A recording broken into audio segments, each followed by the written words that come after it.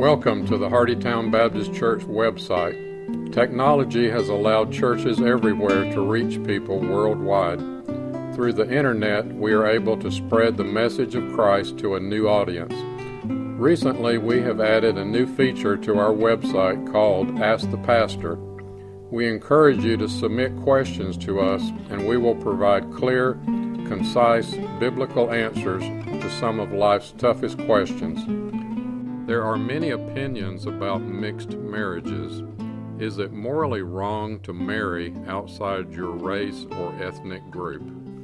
This question will be answered by Pastor Noah Rollerson, Associate Pastor and Minister of Students here at Hardytown Baptist Church.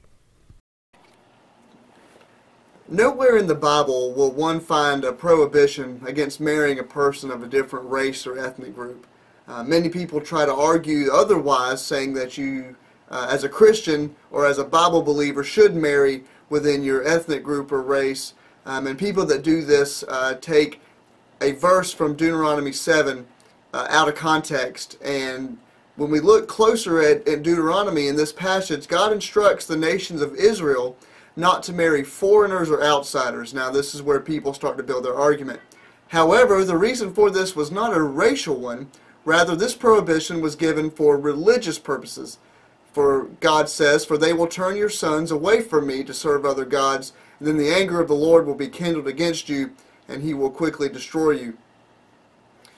The races back in the nation of Israel's day, people's skin color varied, and it wasn't so much nation to nation, it was by group and tribe. And the nation of Israel could have been anywhere from light-skinned to dark-skinned folks. So the prohibition against marriage was not completely a racial one, but it was a national religious one. In that day, many nations were religious nations, and the nation of Israel was the only nation as a whole that worshiped the true God, whereas many nations worshiped false gods of Canaan.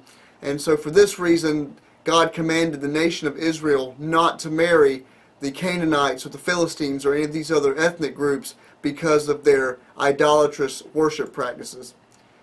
And God's desire in this passage was for his people to stay faithful to him and not serve the idols of these foreigners.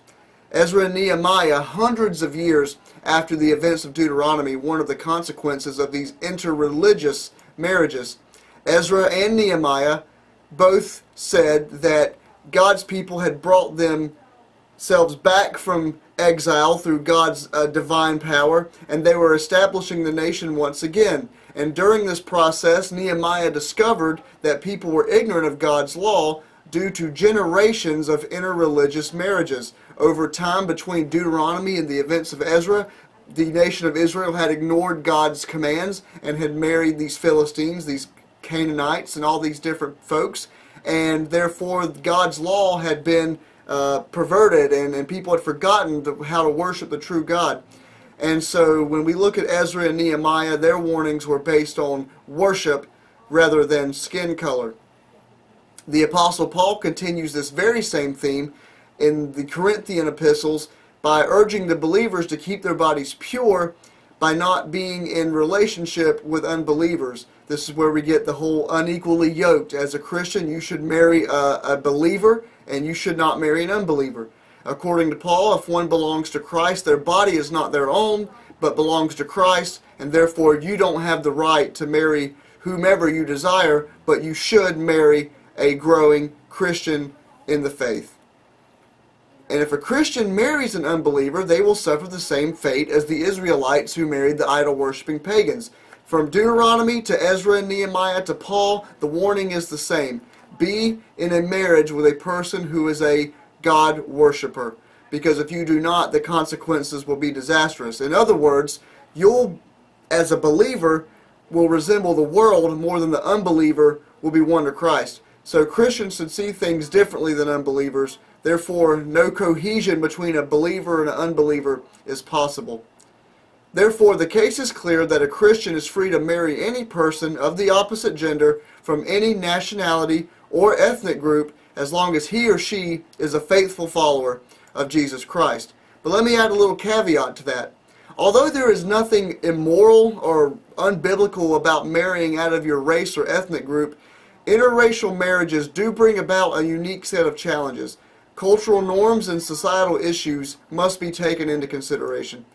It is hard enough for couples marrying within their own ethnic group to introduce another to a new family or a new way of life. The challenges are compounded even greater when marrying outside of your ethnic group.